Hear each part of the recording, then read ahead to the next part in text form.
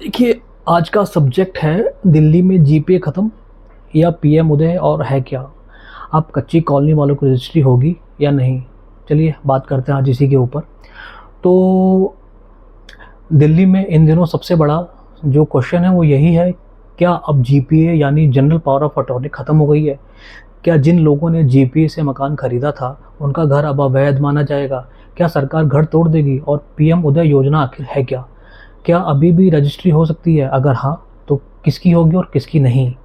अगर आपके पास दिल्ली की किसी अनऑथोराइज्ड कॉलोनीज़ में मकान है या आपके परिवार, रिश्तेदार या दोस्तों का मकान है, तो यह वीडियो आखिर तक ज़रूर देखिए, क्योंकि आज मैं अफ़वाह नहीं, कानून और नियमों की भाषा को आसान हिंदी में समझाने वाला हूँ। आखिर ये पीएम उदय योजना आखिर है क्या? तो सबसे पहले यह समझ लीजिए कि जो पीएम उदय का जो मतलब है, वो है प्रधानमंत्री अनऑथराइज्ड कॉलोनीज़ इन दिल्ली आवास अधिकार योजना। इस जो योजना का जो उद्देश्य है, दिल्ली की 1511 अनऑथराइज्ड कॉलोनीज़ में रहने वाले लोगों को उनके मकान या मालिकाना जो ओनरशिप है, जो उसके राइट्स हैं, वो देता है। यानी सरकार चाहती है कि जिन लोगों ने वर्षों पहले इन कॉलोनीज़ में घर बनाए और ख़रीदे हैं, उन्हें कानूनी मालिकाना हक मिले। और इसके अंदर में क्या है कि जो जीपीए है वो प्रॉब्लम क्यों बनी हुई है? देखो, सालों से दिल्ली की जो अनऑथराइज्ड कॉलोनीज़ में मकान GPA, agreement to sell, bill possession letter और रिसिप्ट के आधार पर बिकते रहे। ये सभी लोग जानते हैं। लेकिन इन दस्तावेज़ों से आप कब्ज़ा तो दिखा सकते हैं, कानूनी मालिकाना हक पूरी तरह साबित नहीं होता दोस्तों। इसलिए सरकार जो है पीएम उदय के ज़रिए ऐसे लोगों को लीगल रजिस्ट्री का रास्ता दे रही है। और इसमें जो सबसे ज़रूरी जो एलिजिबिलिटी है, वो है पहले तो सबसे इम्पोर्टेंट क्वेश्चन हम पे बात कर लेते हैं, कौन पीएम उदय के तहत आवेदन कर सकता है? यदि आपका मकान दिल्ली की 1511 अधिसूचित अनऑथराइज्ड कॉलोनीज़ में है, मकान 1 जनवरी 2015 या उससे पहले बना हुआ था, और यह प्रॉपर्टी की खरीद फरोख्त 29 अक्टूबर 2025 तक हो चुकी है, यानी उस तारीख तक आपके पास नेसेसरी जो डॉक्यूमेंट्स होते हैं वो सारे होने अनिवार्य हो रहे हैं।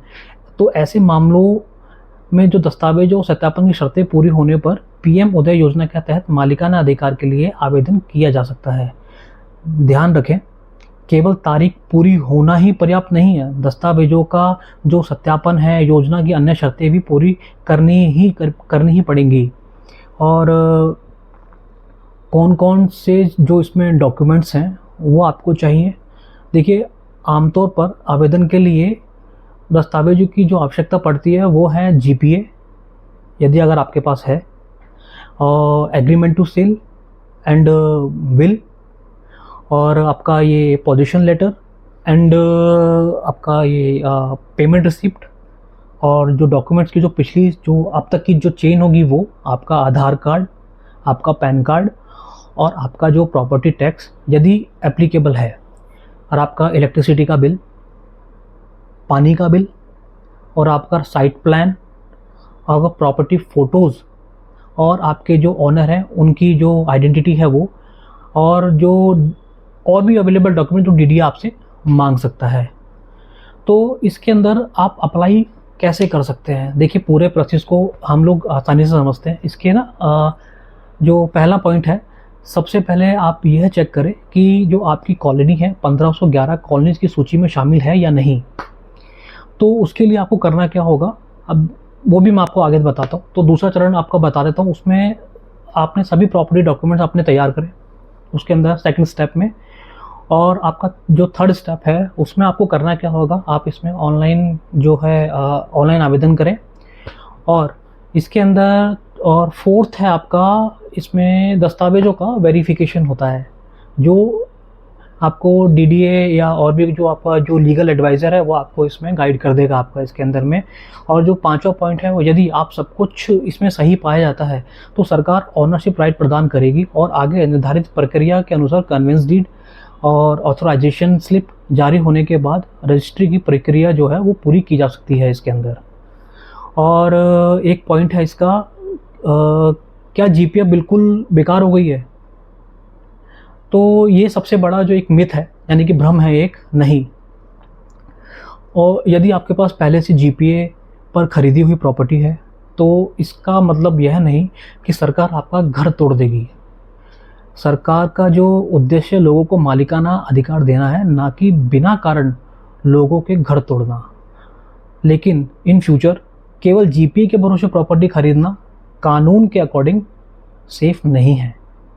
तो जो भी लीगल वेज हैं या जो भी तरीके हैं करने के, आप उनको फॉलो करें, ताकि जो प्रॉपर्टी है उस पर आपको प्रॉब्लम ना हो आगे आने टाइम में। और जिनका आवेदन नहीं हुआ है, क्या उनका घर टूट जाएगा? बिल्कुल नहीं, ऐसा भी नहीं है, क्योंकि ये भी एक मिथ है। देखो, पीएम उदय का जो उद्देश्य है ऑनरशिप राइट देना है। यदि किसी का आवेदन अभी नहीं हुआ है या प्रक्रिया पेंडिंग है, तो इसका मतलब यह नहीं है कि उसका मकान जो अपने आप ही अवैध घोषित होकर तुरंत तोड़ दिया जाएगा, बिल्कुल भी नहीं। हर मामले में अलग अलग जो कानूनी स्थिति होती है। और एक क्वेश्चन और भी है, किन लोगों को सबसे पहले कार्रवाई करनी चाहिए? देखिए, जिनके पास जीपीए प्रॉपर्टी है और जिनके डॉक्यूमेंट्स अधूरे हैं और जिनकी प्रॉपर्टी 1511 कॉलोनीज़ में है और जिन्होंने अभी तक पीएम उदय में आवेदन नहीं किया, जिनका आवेदन पेंडिंग है, और एक दो चीज़ें और भी हैं, नहीं ठीक है।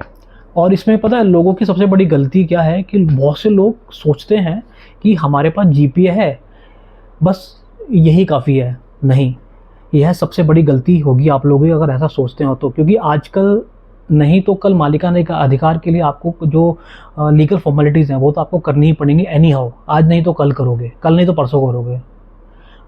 तो इसलिए अगर आपका मकान दिल्ली की 1511 कॉलोनी जो जी अनऑथोराइज्ड है, अगर आपका मकान 1 जनवरी 2015 तक बना हुआ है, अगर आपकी जो खरीद फरोख्त है 29 अक्टूबर 2025 तक हो चुकी है, और यदि आप योजना की अन्य सभी जो शर्तें हैं तथा दस्तावेज पूरे करते हैं, तो पीएम उदय योजना आपके लिए एक महत्वपूर्ण हो सकती है।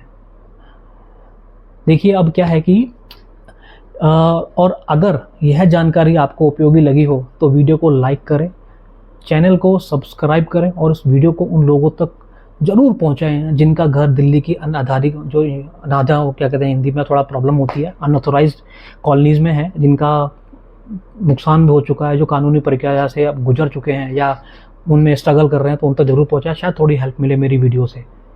देखिए, वीडियो में क्या है कि मैं और भी चीज़ें, पीएम उदय का जो पीएम उदय है वो आपको मतलब डीडीए जो आपको एंड में मतलब कुछ और भी कानूनी पैच और लफड़े हो सकते हैं इसके अंदर में, जो डीडीए जो आपको और भी एक्स्ट्रा डॉक्यूमेंट्स के लिए पूछ सकता है जो आपके पास शायद ना हो। तो जब भी आप अप्लाई करोगे तो आप डीडीए से एक लिस्ट मोग भैया मुझे क्या क्या लिस्ट चाहिए, कौन से डॉक्यूमेंट्स आपको पूरे करने होंगे, वो आपको एनी हाउ पूरे करने ही होंगे। अगर कोई भी डॉक्यूमेंट आपका नहीं है तो आप उसको कंप्लीट करवाओ, नहीं तो बाद में ये प्रॉब्लम आपको बाद में क्रिएट हो सकती है जब आपके मकान पे कुछ लीगल एक्शन लिया जाएगा। तो सेफ एंड में रहना है तो सारी चीज़ आप लीगल तरीके से अभी कर लो यार, अभी सस्ते में छूट जाओगे सभी लोग। और देखो क्या है कि ये मेरी पहली वीडियो है तो शायद इतना एक्सपीरियंस नहीं है मुझे वीडियो बनाने का, तो मैं घर बैठा हूँ आराम से। कुछ मेरे पर्सनल रीज़न की वजह से छोटा सा एक्सीडेंट हुआ था, उसकी वजह से बेड रेस्ट पर हूँ, तो अभी इसी मीडियम पर अपना थोड़ा सा कोशिश कर रहा हूँ, जो ज्ञान थोड़ा सा मेरे पास है वो आप लोगों तक पहुँचा रहा हूँ।